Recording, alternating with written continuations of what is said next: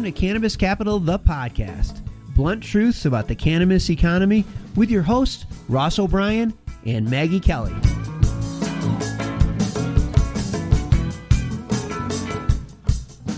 Hi, everybody, and welcome to another episode of Cannabis Capital, the podcast. I'm your host, Ross O'Brien, venture capitalist and author of Cannabis Capital, the book. And I'm here, as always, with my co-host and colleague, Maggie Kelly. Hi, Maggie. Hi, Ross. How are you? Excellent. Excited for another amazing episode today. So what do we have in store? Well, I'm excited for today's interview as well. We are featuring tj-stouder, co-founder and CEO of Holistik Wellness and myhi. So total rock star. But before we get started, it's time for the Cannabis Economy Challenge. For new listeners, our challenge is based on our belief that cannabis is not an industry, but a global macroeconomy. The impact of legalization is not creating one industry, but multiple dynamic industries in their own right. So Ross, are you up for this week's challenge? I am always up for the Cannabis Economy Challenge, Maggie. What do you got for me? Okay, this week's challenge comes through the website and states, I don't see how the beauty industry will be impacted by cannabis. So Ross, what say you? Oh, well, this is a good one. I think there's actually just some recent news about Sephora and launching their CBD skincare line. And I think they're launching it with Boots internationally as well. So this is not only something that's happening here domestically, but something that's happening on an international scale. And look, the way to think about it is CBD is an ingredient, and I think the jury is the jury's back. Everybody agrees there's benefits to it. I think everybody knows somebody that's had some positive result from using CBD in their daily life. And it's a natural additive to skincare. And some estimates, I think, are close to $800 million in the skincare CBD cannabis market alone. So look, this is what's happening. This is why we say cannabis has reached every boardroom of every company, period, because Sephora is looking at that as a massive market. Their customers are using it. It's an ingredient that's readily available and legal, and they're including it in their product lines. And this is a great way to expand their product lines and deliver great products to their consumers. So I think this one's one of the ones that's actually way out in the front of the of the industry right now of skincare. I think this is one that's actually leading the way.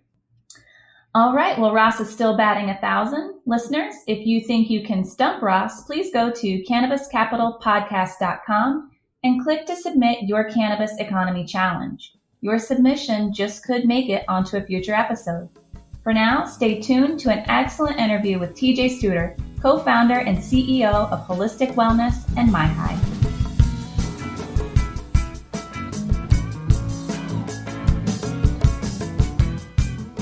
Hello, I'm tj-stouder, co-founder and CEO of Holistik Wellness and myhi.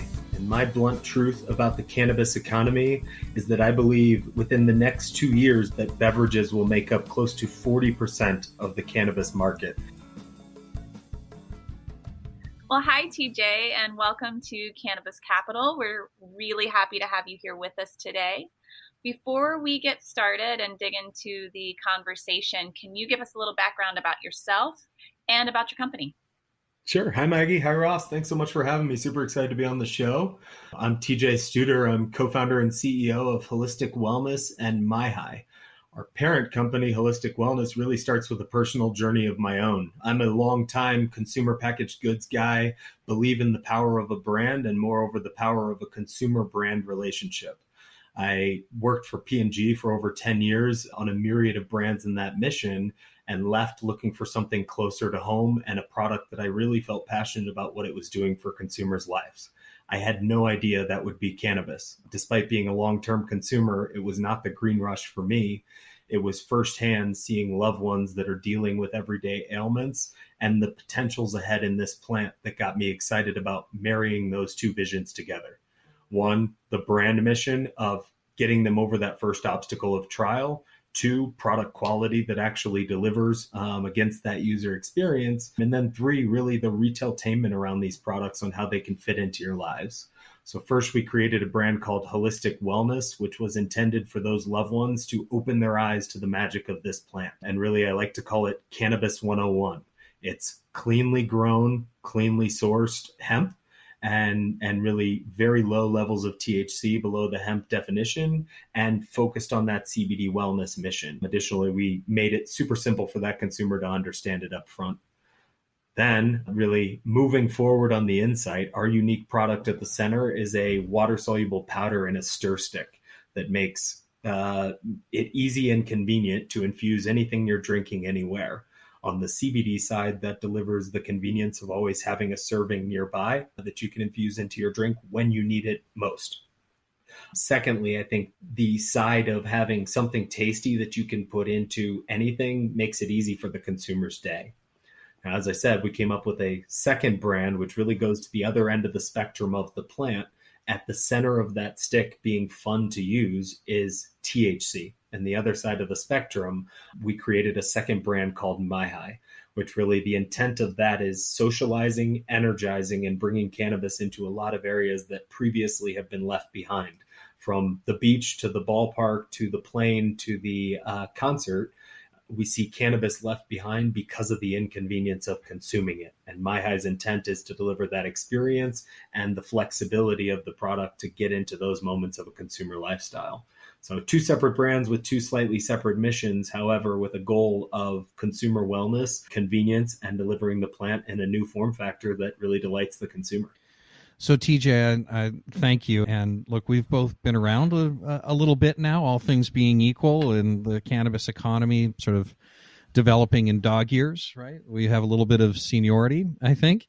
You said something that I want to pick up on, which was you did not get caught up in the green rush. And one of the reasons why we're doing this podcast is to let people come into these conversations and take a deeper dive. These are some of the discussions that we've had before and we're going to continue to have, and we think they're really important because the green rush for us, all that did was resulted in a bunch of business failures. And so we're now looking at moving past that and really peeling back the onion. Can you talk to us a little bit about the journey of Holistik Wellness as a parent company and the brands? And I know there's been relationships that have been established. We've had them. They're not there anymore. Some of the, attrition is happening. Just talk to us about your journey and the journey of the company now that we're sort of stabilizing the cannabis economy to really focus on the day-to-day business opportunities. Awesome. Great question. And really, Ross, where we met was through the book and Cannabis Economy, and love the way you talk about thinking bigger about not just selling weed in dispensaries, which sadly we see too often with a product that's so wide and so important to so many consumers' lives that we need to think a lot bigger about how this impacts the consumer life point. So really telling a bit of that story, my first reaction when I left P&G and saw cannabis as a potential career path was, I don't belong here. This has been around for 10, 15, 20 years, and this is OG, as we call it. It's already done. People know cannabis. There's plenty of products. Consumers understand it, etc. I walked in and I found at the crux of that was a consumer with too many questions to make a choice at the point of sale. And that's really from CBD to THC that we see lots of products, yet rarely does one offer a very clear value prop that makes me ready to take out my wallet. Now, at the end of the day, we're excited that it's legal and you can buy it. So I think you see consumers buying product after product, trying to find their right lifestyle, but no answers necessarily readily available. So where I came with the goal of creating Holistik was a bit selfish, that my mom needed answers to her questions firsthand. Is this plant going to get me high? Can I carry it on a plane? How do I afford the right dose per day? Whatever it might be, that you need to answer at the first moment of truth in a retail shop. It's not you get to sit down with your mom and have dinner every night and explain to her the myriad of ways that this can help her life. It's I'm walking through the store to get my eggs, my milk, and whatever else I might need for the trip. How do you communicate to that consumer? And I really think that's the growth going forward. I'll put it in another way. I think the green rush is defined 2 ways for me. There's 2 types of people I see often in cannabis, and it's either the organic, I love the plant, and I've seen it firsthand what it can do for consumers' lives, that have very strong intentions on what they're going to create. However, consumer products are not easy, from the regulations to the supply chain to dealing with retailers, that it takes a certain resume and understanding of that to really build the right foundation to create all the fun stuff on top and actually sell to consumers. So you often see a lot of stumbles there and, oh my God, I didn't know we need a 3PL to deliver our product to a retailer with a vendor number. The other side, which really, frankly, to my personal story is the more frustrating side, this is a huge growth opportunity, possibly the biggest one we've seen in our lifetimes as a category that's drawing a lot of money. And often, even me being a P&G'er, I often walk in and people see my resume as a negative to this category. And I believe in the plant more than anything. I hope that my skill set can help to evolve this category and make it a better consumer platform. But there's a fear that Wall Street is taking over, and it's bringing in money and making it corporate is not the right answer for this plant either. So I think that's the green rush to me, that I backed into this being an opportunity versus saw, oh boy, I get to work on cannabis. So TJ, you were clearly what we would define as a star founder, but also a subject matter expert. And you've mentioned P&G and P&G'er. For the benefit of our listener, will you tell them what P&G means and why that's so meaningful and why you know what you're talking about right now? Sure. Good question. Sorry. First thing P&G means is you use too many acronyms. There's literally an acronym dictionary on your homepage, so you can look all these up. So sorry. P&G is Procter & Gamble, and a huge amount of respect for the over decade I spent there, really building over $23 billion brands that you know and love and use in your daily routine. I like to use the example of my full experience there of understanding branding. In 2020, when we never left the house, mom still washed her clothes with Tide. You could have saved $2 to $3 on detergent. It would have been a smart decision technically. Nobody's going to see you that much. Does it matter? But it's part of who you are. It's not part of how you wash your clothes. And it's where brands are built to the consumer as king, really delivering versus their needs and being part of their family versus pretty colors on shelf. I like to say the boobs and buds of cannabis, that you see ways of selling product that aren't necessarily enriching the consumer's life. So really a huge experience there across a list of brands, but learning a lot of how to bring CPG products to market. So TJ, I want to ask then about this experience you mentioned earlier, coming with a career in Procter & Gamble. You said this was viewed as a negative a lot of the times when you were, starting to launch Holistik. Talk to us about that. Not Holistik. I'd say more on the myhi side, and really the, let's call it the cannabis industry as it is today. And again, I say this towing the line between I'm a long-term cannabis consumer and supporter of the many, many who have dealt with a lot of challenges to bring us to where we are today versus where it's going to evolve over the next years and how we get there. And I think there's this basement mentality that we've hidden cannabis for so long that we don't want to let newcomers in. And this is what we do. This is how we do it. There's code words to this, that, and the other thing, that if you don't know those code words, you're not welcome into our club. And I think that, let's say the first time I went to a cannabis conference in a nice sports jacket, I was looked down upon a bit because, there's another one of those guys that's coming from this world trying to take over ours. Let me tell you a story of a counterbalance for that, because I really want to dig into this. This is an important conversation. Cool. Love it. So we held an event in Palm Beach at a fancy hotel. One of the former president of Mexico, Vicente Fox, is an advisor to us. And we were working with one of the media companies that shall remain unnamed because they're a complete disaster. One of their employees showed up at a private dinner with the former president of Mexico in shorts and flip-flops, and he was higher than a witch doctor. And I literally thought in that moment, you know what?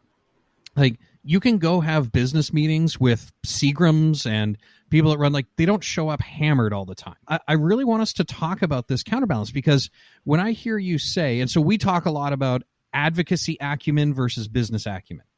And when I hear you say that people were reluctant to embrace what you were doing from a business standpoint because you wore a jacket, and you said earlier about institutionalizing companies from a Wall Street vantage point, what I hear is those companies that are reluctant to embrace that just want to fail, and they are failing. Very well said. And I think I'll first use your story as an example of, I had this challenge in my early days of, are people allowed to consume at your cannabis events? We make a infused stir stick that you can infuse anything you're drinking easily and productively. I do not see 0 to 60 as the equation of being high. I think there is a usage of cannabinoids throughout your day where you can be super productive. And I'll put the emphasis on super, and I'll leave a footnote of why Olympians aren't playing anymore. There is a way to be high in a delightfully productive way that I will never say don't consume cannabis at my event. Just like no employer says, do you drink so much that you're hungover when you come into work? It's a matter of, can you do your job and can you do it effectively? Now, one thing I've learned randomly, Latin America dresses better than us always. So when you show up to a Mexican president event, you better have a suit on. Always know that rule. Well, I'll tell you what, TJ, everybody else did. So talk to us about business acumen, though, because that's one of the things that always impressed me so much in getting to know you early on, is really bringing a business plan and bringing a thoughtful approach to execution. And why do you think there is so much of a reluctance to embrace that? I mean, we came away from one of the conferences and we just talked in the office about, like, what occurred to us was, just because you love cannabis doesn't mean you get a free pass in business. You talked about education earlier. Love it. So we stepped back and said we wanted to educate ourselves before we wrote a single check. It was almost a 2-year process before we got there. And in that, wanted to understand what the lay of the land is. So talk to us about, it seems to me, when I look at what we've done in healthcare and medical devices and all these other sectors, that there's just a baseline of business acumen that's required in order to have a successful business. Yet that seems to be railed against as if it's heresy. I love it and love the way you put it. I think the interesting part to me is supply and demand is broken right now on both sides of the equation. And starting with CBD, 96%, and it might be 94% now, of CBD sales are happening in non-traditional retail. All of those consumers go to traditional retailers. But they're just not buying it there. They don't have it there because of the FDA regulations. So it's a matter of, now we have CVS and Walgreens carrying topical CBD. Topical CBD has not been seen, at least the loyalty, the efficacy to consumers to create the loyalty of their purchases. So they're heading to down the street head shop to find their CBD needs. So as we look at those retailers, they appreciate the business acumen. It's a commodity at the end of the day, and it's another consumer packaged good that they're preparing for when FDA regulations come, shelving this just like they do any other category. And I think the reason I started with supply and demand are so outweighed is people are dying to buy this stuff. It's very easy to sell a CBD or THC product today. Just put a pot leaf on it and someone will try it at pretty much any price, which is scary for me as a person who believes in the plant, who believes in trial, who believes in the first time you try a good product, you're a lifer. Every one of those bad experiences is bad for all of us. So I think on the CBD side, the FDA coming with regulations that will standardize where these products are sold will help very quickly standardize some of the 4 Ps of retail. Very simply, that the price will make sense, the product set will make sense. You won't be choosing between 15 to 20 tinctures on which mint flavor you like. You'll be choosing on one tincture that works best because the retailer believes in that tincture. On the THC side of the bridge, I think it's even worse. This was illegal drugs 5 years ago or less in most states, and all of a sudden you've opened up retail. So you see thousands upon thousands of flower brands, which, imagine going to Whole Foods and picking between 1,000 ears of corn. It's, what am I doing? I want corn and I want it to be delicious and as fresh as possible. That I think we have so much demand right now that supply is always chasing demand. The reality and what we're preaching, especially on the THC side, is the total attainable market doesn't come into this dispensary today. They're out there. They believe this is either too much for them, that they're afraid to be high. They don't understand the products. They don't understand the language. They don't know how to have a successful experience. So how do we grow that demand to right size? And then we'll start seeing, again, as you said, bound to fail, because that consumer is smart and they care a lot about their wallet. They're not going to give away free money forever like we're living in today. I agree. And that regulation, some common sense regulation, can't come soon enough. I'm in Western North Carolina, and I have to say Delta 8, gas station, THC, CBD, it's none of it's legit, but the sooner we can steer clear of that, I think the better for the economy as a whole, because there's a lot of misconceptions that people are seeing it at the checkout at a gas station and making assumptions based just on that marketing at that one spot, and it clouds judgment moving forward. Definitely. Ross, you asked the question earlier on the journey towards creating Holistik, and really we set a mission statement up front, which was based on my mom. So it's pretty close to home, of delivering a clean product trackable from seed to sale, and everything we do thinking of her best interest. That was not an easy process, down to finding a lab that gives you a correct and consistent answer, that you know exactly what you're getting every time is accurate, down to labs that said, what do you want it to say? And the scary end of the other one, everybody doesn't have that mission of, I want my mom to have a healthy product. I want to sell product and I want to get it on shelf as quickly as possible. I can make you a tincture by the end of the day and have a COA on it. That's a scary proposition. So it's the faster we step up with those regulations, the safer for consumers and everyone trying. So I like that you mentioned that, because transparency and education are clearly key pillars in the businesses that you are running. So if you go to Holistik's website, there's CBD 101. You are clear about your supply chain. So can you maybe, just as advice for aspiring entrepreneurs, people who are considering getting into this space, not necessarily the stigmas that they'll have to overcome, but why transparency and education might just need to be a part of their overall business plan? Definitely. I think if you want long-term success, it's a must. And honestly, it's my best truth gauge. And I set the mission for my team and everyone who's touching this business that we want this to be true in everything we do. And it's giving that much information. And I'm glad you mentioned kind of some of our education materials now. For our next production run, we're going to film every stick, from our hemp plant in Buffalo to the final powder going into the stick. Because if you don't have anything to hide, the consumer feels a lot better about what the questions are. And then on top, if we do have something that we want you to ask, I'd rather you see it. There's consumers out there that are cracking the nut on how to make better water-soluble powder. Give me a call, shoot me an email, say, hey, I've learned something better. And the more you give that consumer, the better relationship you're going to have always. If you're cutting corners, sell fast now, because consumers are going to figure you out. They're going to move to another brand who gives them a better promise, just like a relationship, just like a job, just like anything else you do. Consumer packaged goods are, I think, a weekly drumbeat of purchase, and they're deciding every time if they want to come back to you. Let's talk about, in that context, what you just said, Maggie, for regulations and smart regulations. I don't want to move on past this for a moment, because I think what we are all saying is that in order for this economy and the verticals within this economy to be long-term successful, to use your terms, TJ, which I think are critical, we actually need more regulation, not less regulation. And how do we strike that balance with, and you said earlier, and I completely agree, if it were not for the people that showed up to put on their ballots in their communities that we need to start legalizing this plant, we wouldn't be here. But the times I've had conversations with advocates who in their mind, the goal is actually zero regulation. That to me can't exist in a functional culture. It doesn't anywhere else. So why would we expect it to do so here? Well, and I think all of us as cannabis consumers have been in a weird place and bought a product from a weird human that we did not want to purchase from. That's not this. And frankly, it's the elderly consumers that are just dying to find out more, that I look at them like, what is their path to try the best product? And it's, at the end of the day, that consumer, she's much more important to me than my feelings on my business. If I'm not delivering towards that mission, what's the point?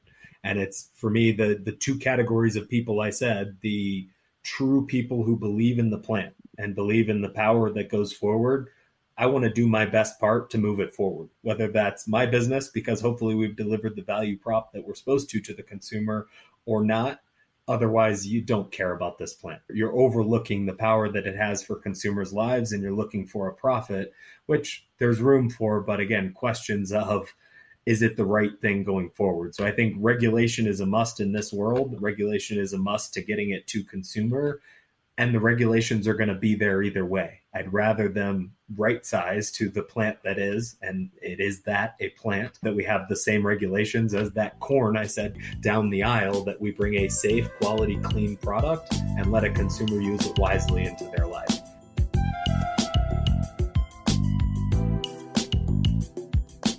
So TJ, what do you make of, I'm sure there's an updated estimate out, but CBD beverage. The O Cannabis Conference and Expo returns to Toronto, June 1st through the 3rd. This exciting event is free for cannabis retailers and will feature Tommy Chong receiving a Lifetime Achievement Award at the O Cannabis Industry Awards. There are still good booth locations available. For more information about exhibiting or to register to attend, go to ocannabis.com. That's OCANNABIZ.com. Market, $2.8 billion by 2025. 4 years away. You think that seems about right to you? I think all forecasts are under if we properly deliver from regulation to consumer experience. I think as you look at the numbers of what we've done with some of our top customers, Wegmans being the biggest on the East Coast, substantial numbers and substantial traction from their consumer across the board, and really incrementality versus their sales. On top, the loyalty we're seeing when we drive that first trial is the hope. And I think what we've seen from CBD today is a lot of trial and willing to buy a lot of different products, but few that have cracked the nut, that say, I'm a loyalist for life. I want more. I want it in more places, as you would with consumables. THC side on the beverage forecast, I think, again, and how I think of cannabis economy is that we've cracked 4 walls of a dispensary. We have not cracked the rest of the world. And it's everything else you do could be done with some sort of cannabinoids better and more enjoyable. And we don't think about a lot of areas because, again, that basement mentality. I hear a lot of very heavy cannabis consumers that say, I only consume cannabis before bed. That blows my mind every time. I'm like, you love that. That's all you understand cannabis to be, is a sleep aid. And it's that nutshell mentality that they're not thinking of it as the best way to enjoy a Saturday night, the only way to energize before a workout, my best recovery tool, the best way to share a beverage with my dad, who's a longtime drinker and he's trying to get off, whatever it might be, the multitude of ways that cannabis can be consumed, we haven't tapped into. So I think those forecasts are right on the current run rate. And if we keep selling the same product to the same consumer, hoping that it'll keep growing at these rates, if continued great businesses that are driving change in that cannabis economy, I think there's much upside to those numbers. So TJ, what's it going to take then? What's your advice for aspiring entrepreneurs out there? Because one of the things that you talked about was the different applications, right? Whether it's inflammation, sleep, energy, recovery. And one of the challenges that we see, and I'd like to hear your perspectives, and then if you have some advice, because you've honed in on a very specific approach with myhi and with Holistik.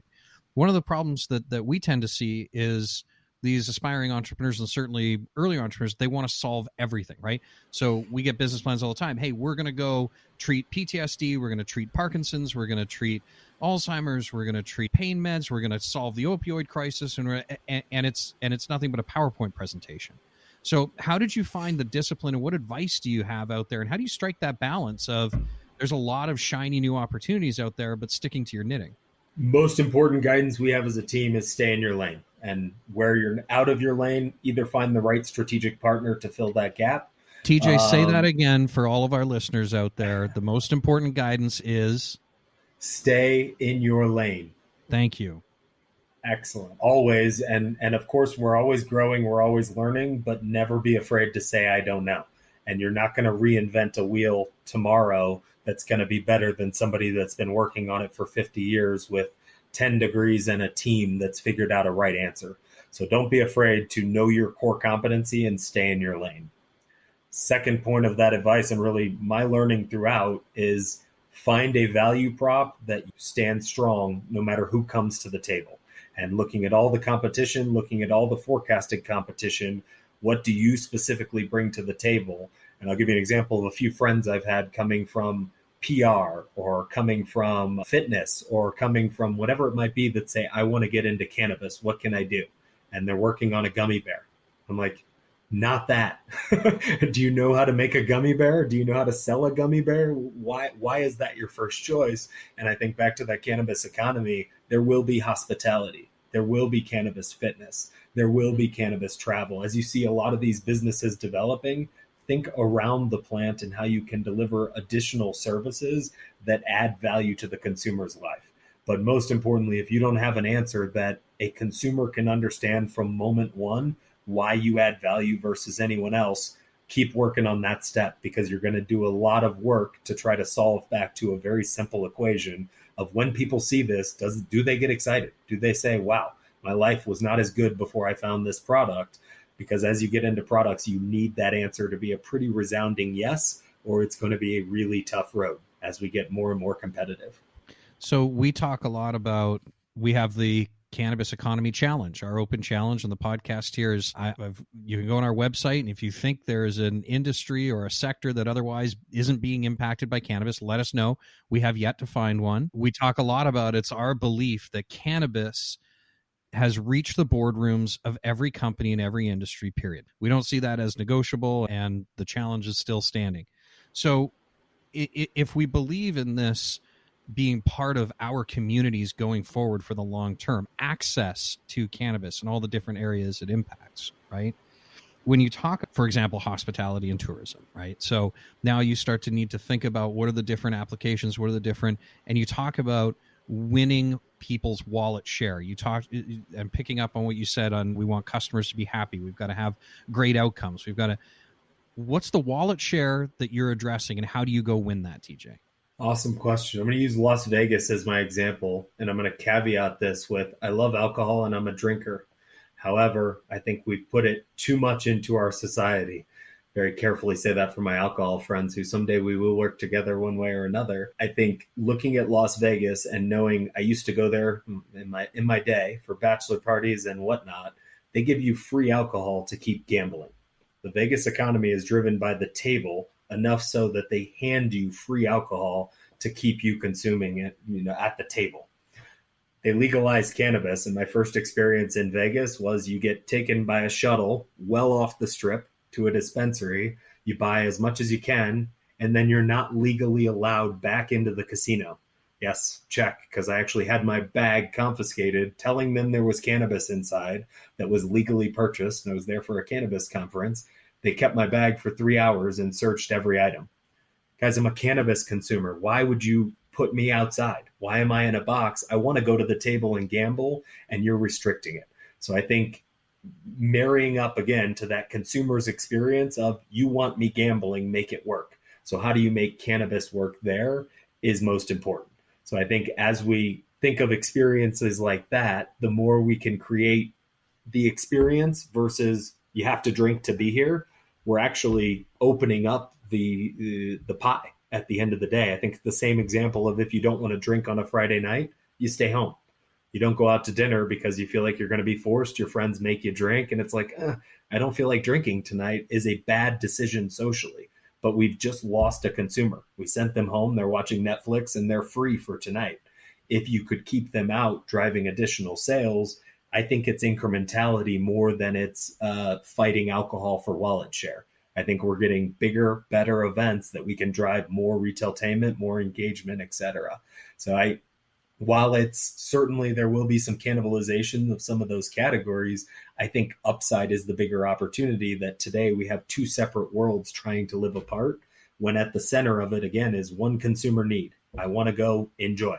And it's how do we create that experience to the best of them that's most important, and we'll grow that wallet. TJ, that's great. Thank you. So, I mean, I can only count cards when I'm stoned, so it probably doesn't meet with the business model anymore for consuming cannabis in Vegas. But let's talk about how this plays a role in our, broader cultures and societies. Because look, the momentum is there. The way that we look past the pandemic, and as we try to look past the pandemic in 2020, there's so much positive legalization regulatory momentum. And we certainly believe that the institutions are far more malleable in looking for ways to embrace this.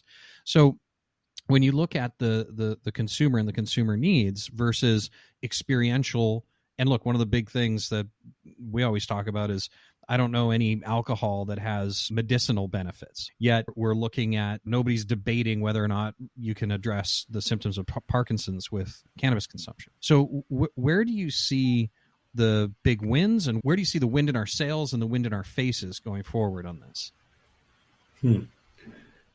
Big question, and hard to answer let's call it politically correct. I think the challenge is twofold. The cat's out of the bag, one. So consumers know the data that's there, and moreover, they hear it from everybody from book club to family dinners of the successes they've had with these products. So that's what's creating the demand, that they're going out and trying anything that says cannabis on it because they think they're going to get endless benefits from what almost seems like a snake oil because everybody says it does everything. So I think the regulatory environment not coming yet is the biggest question. And it's another plant that should be pretty easy to regulate, as we know how to create. There's enough data to know that it's at least not overly harmful. We have no data to say there's any harm to it. Why the slowness, I think, is the biggest question, which I beg you to do your own research as a listener. I'm bothered by the answer because there should be definitely regulations coming faster. I think good news is cat's out of the bag. Things are moving in the right direction. Certainly since the last election, we've seen a ton of progress, especially on the THC side.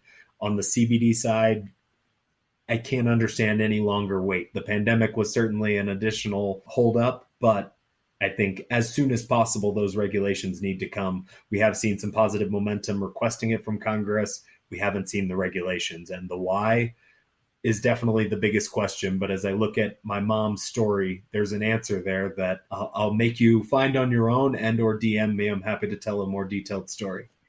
Thank you, TJ. One thing we've been asking all of our founders that we speak with and sharing it for the benefit of the entrepreneurs listening or those who are aspiring to be.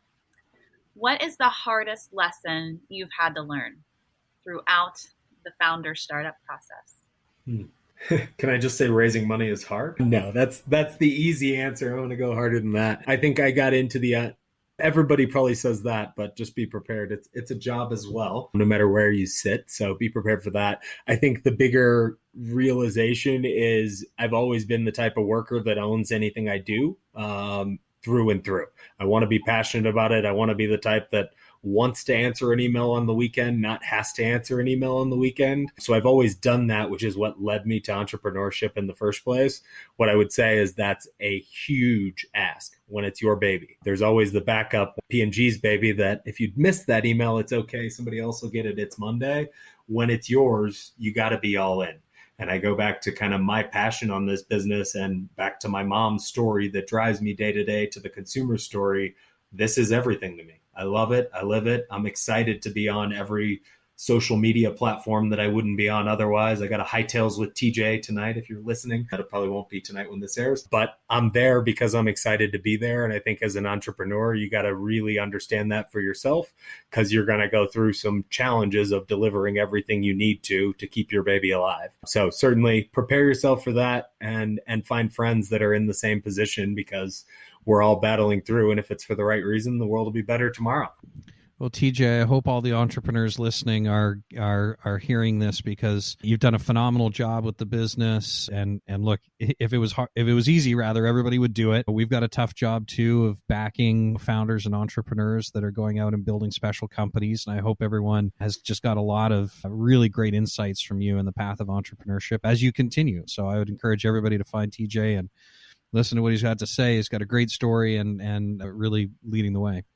Well, thank you very much. Appreciate the kind words. I certainly have an amazing team and a founding team behind me that help make it easier. So fully recommend the find friends and stay in your lane and find the people that fill those other lanes. And you will keep the same smile I have. But if you have a myhi on top, certainly might help. Are there any books out there that you would recommend to the entrepreneurs? Boy. Cannabis Capital is an excellent read from start to It's on my bookshelf right behind me. Did I mention I wrote a book? Oh, dude.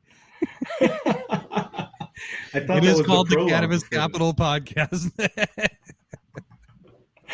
You have to read the full book before you can listen to this podcast. So all of you have probably read it by now. Shameless plug. TJ, thank you so much for joining us today and for playing along with Ross's game. We appreciate you. Always willing to play a Ross game. Thank you guys so much for having me. It was a great conversation. Look forward to talking to you soon.